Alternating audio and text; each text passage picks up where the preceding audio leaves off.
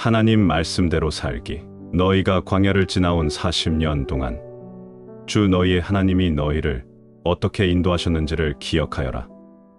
그렇게 오랫동안 너희를 광야에 머물게 하신 것은 너희를 단련시키고 시험하셔서 너희가 하나님의 계명을 지키는지 안 지키는지 너희의 마음속을 알아보려는 것이었다. 주께서 너희를 낮추시고 굶기시다가 너희도 알지 못하고 너희의 조상도 알지 못하는 만나를 먹이셨는데 이것은 사람이 먹는 것으로만 사는 것이 아니라 주의 입에서 나오는 모든 말씀으로 산다는 것을 너희에게 알려주시려는 것이었다. 신명기 8장 2절에서 3절. 가나안 땅은 우리가 뿌리박고 살 땅이 아니라 통과해야 할 땅입니다. 그 땅은 우리의 충성의 대상과 신실의 목표가 오직 주께만 있음을 확인시키고 증명해야 할 가나안의 신전들이 줄지어 있는 곳입니다. 그런 의미에서 하나님의 백성들이 이 세상에서 살아가는 가나안 땅은 순례의 종착지가 아니라 순례자의 믿음의 질을 평가하는 시험장인 것입니다. 성도의 광야, 신앙생활은 하나님의 말씀을 지키는지 세상의 힘을 쫓는지 시험하는 시험장이라는 것입니다. 그러면 아브라함이 어떠한 선택을 했으며 그 선택으로 말미암아 세상으로부터 어떠한 평가를 얻어냈는지를 보면 사라가 헤브론 땅에서 죽자 아브라함이 햇사람들에게 가서 아내를 매장할 매장지를 좀 팔라고 말을 합니다. 그때 아브라함은 자신을 나그네요, 우거한 자라 부릅니다. 자신은 가나안 땅에서 나그네요, 떠돌이로 살았다는 말입니다. 우리 믿음의 선조들은 모두 다 이 땅을 나그네요, 떠돌이로 살다가 갔습니다. 그렇게 이 땅에서 외국인이요, 나그네요, 떠돌이로 살기로 선택을 한 성도는 세상으로부터 어떠한 평가를 받게 되는지 보면 햇사람들이 아브라함을 가리켜 하나님의 방백이라 부릅니다. 거기서 방백이라는 단어는 왕이라는 뜻입니다. 가나안 사람들이 아브라함을 하나님의 왕이라 부르는 것입니다. 그들이 아브라함의 생애와 존재를 통해 하나님을 알고 있는 것입니다. 그들이 보니 아브라함은 자신들의 땅에서 하나님을 의지하고 하나님을 따르는 삶을 살더라는 것입니다. 그들은 아브라함을 통해 하나님을 본 것입니다. 그게 바로 아브라함의 복이었던 것입니다. 스데반의 설교에 의하면 아브라함은 가나안에서 발붙일 만큼의 유업도 얻지 못했다고 합니다. 그런데 하나님은 분명 아브라함에게 땅을 약속하셨습니다. 하나님께서 약속하신 땅은 이 세상 땅이 아니라 하나님 나라였습니다. 그런데 그 하나님 나라는 바로 우리에게서 시작이 되고 완성되는 땅입니다. 하나님께서 복으로 약속하신 하나님의 땅은 바로 우리 자신이 하나님 백성으로서의 성숙으로 완성되는 땅인 것입니다. 그런 의미에서 아브라함은 하나님께서 약속하신 복을 풍성히 받은 사람입니다. 세상 사람들이 그의 생애와 존재와 인품에서 하나님을 발견할 수 있을 만큼 성숙한 삶을 살았기 때문에 하나님의 통치가 다스리는 하나님 나라가 아브라함의 인생 가운데 나타난 것입니다. 그게 바로 하나님께서 약속하신 하나님의 땅입니다. 우리 교회가 바로 그 자리로 부름을 받은 것입니다. 이렇게 교회는 세상 속에서 특별한 다름을 보여주는 사람들이어야 하는 것입니다. 초대교회는 그 삶을 아주 성실하게 잘 살아냈습니다. 단순히 예수를 믿는 사람들은 모든 재산을 교회에 다 바치고 공산사회처럼 살아야 한다는 의미가 아닙니다. 이 장면은 풍요와 다산의 신전이 있는 세상 속에서 갓 생겨난 교회라는 공동체가 세상의 삶의 원리와는 정반대로 자기의 것을 모두 비워 필요한 사람들에게 나누어 주며 그 속에서 기쁨을 누리며 살더라는 것을 대비하여 보여주는 것입니다. 교회는 바로 이 땅에서 그러한 다름의 모습을 보여주며 살아야 한다는 것입니다. 우리는 풍요와 다산을 유일한 목적으로 삼고 살아가는 이 세상 속에서 하나님의 말씀에 순종하여 다른 판단과 다른 결정과 다른 모습으로 살아가야 하며, 그러한 삶 속에서 세상이 하나님을 알게 되고 하나님 나라가 확장되는 것입니다. 우리가 하나님 백성다운 삶을 선택하며 살아갈 때 우리가 선 땅이 진짜 영적인 가나안 하나님 나라가 되는 것입니다. 하나님은 아브라함에게 모래 상수리 나무가 있는 그곳을 아브라함과 그 자손에게 주시겠다고 말씀하십니다. 당시 신들을 섬기는 지역은 그 신들의 영토로 간주되었습니다. 지금 아브라함이 선 자리는 가나안의 신전, 즉 풍요이신 바알 신전이 있는 곳입니다. 따라서 그 땅은 바알 신이 소유권을 행사하는 곳이었습니다. 그럼에도 불구하고 하나님은 그 땅을 아브라함에게 주시겠다고 말씀하셨습니다. 그 말은 하나님께서 아브라함을 바알 신의 땅에서 하나님 나라 백성으로의 삶을 살게 만드셔서 아브라함이 가는 곳마다 하나님의 나라가 임하게 하시겠다는 상징적인 표현인 것입니다. 결국 그 약속은 예수 그리스도 안에서 완성됩니다. 예수 그리스도의 십자가로 인해 사단의 나라가 하나님 아들의 손으로 들어오게 되는 것처럼 아브라함의 삶 속에서 그 십자가의 열매가 미리 상징으로 보여지고 있는 것입니다. 아브라함은 그 말씀을 통해 자신을 이끌고 계신 하나님은 이방 신들의 터줏자리까지도 임의로 넘겨주실 수 있는 분이심과 하나님의 이름이 인정되지 않은 이방 지역에서까지 주권적인 권한을 내세울 수 있는 권능의 하나님이심을 알게 되었습니다. 그리고 그 사실을 믿은 것입니다.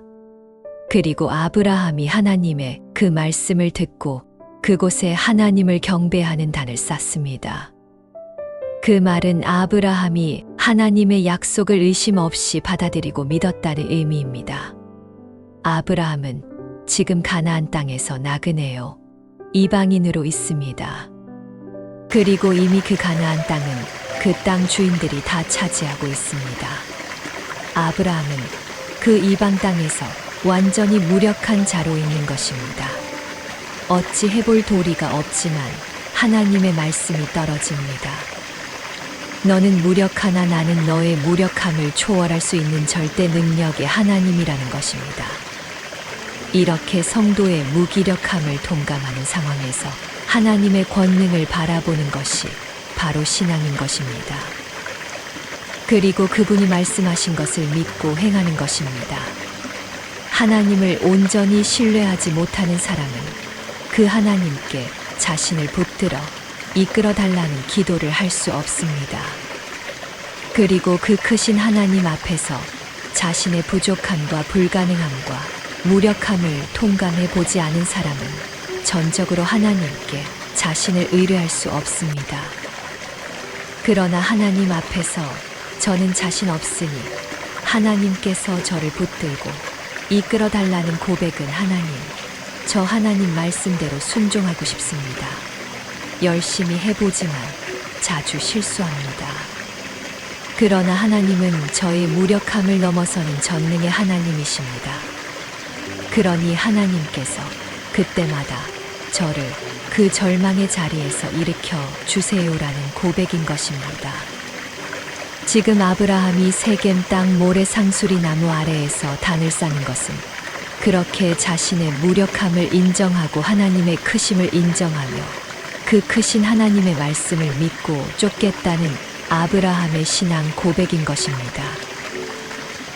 우리 성도가 하나님 나라에 들어와 처음 당도하게 되는 땅은 세상의 힘과 눈에 보이지 않는 하나님의 말씀 사이에서 중요한 선택을 해야 하는 기로인 세겜 땅 모래 상수리 나무인 것입니다. 이스라엘 민족은 모래 상수리 나무가 있는 에발산과 그리심산에서 축복과 저주 둘 중에 하나를 선택해야 했습니다. 역시 모래 상수리 나무가 선택의 기로로 등장하고 있습니다. 여호수아가 세겜에서 이스라엘 백성에게 하나님이냐 우상이냐? 둘 중에 하나를 택하라고 합니다. 수 24일. 이렇게 세겜 땅 모래 상수리 나무는 풍요와 다산을 약속하는 이 세상신, 즉 만몬과 보이지 않는 땅을 제시하며 믿음의 순종을 보이라고 요구하는 하나님, 둘 중에 하나를 선택하는 기로인 것입니다. 하나님은 우리의 신앙 여정 내내 우리에게 선택을 요구하십니다. 성도는 그의 인생 내내 모래 상수리 나무를 만나게 됩니다. 우리는 그때마다 세상의 힘이 아닌 하나님의 말씀을 선택하면서 그 길을 가야 하는 것입니다. 하나님께서 사랑하라 하셨으니 사랑하며 가는 것이고, 하나님께서 원수 갚지 말라 하셨으니 원수 갚지 않는 것이고, 하나님께서 믿는 자들끼리 소송하지 말라 하셨으니 소송하지 않고 져주는 것이고, 하나님께서 오히려 손해를 보라 하셨으므로 손해를 감수하는 것입니다. 하나님께서 용서하라 하셨으므로 용서하는 것이고, 하나님께서 원수를 먹이고 마시게 하라고 하셨으므로 오히려 원수의 입에 떡을 넣어주고 생수를 부어주는 삶을 선택하는 것입니다. 그러나 그러한 삶은 풍요와 다산의 신 바알이 다스리는 이 세상에서 바보가 되는 삶인 것입니다. 그런데 하나님은 그 바보의 삶을 선택하라 하십니다.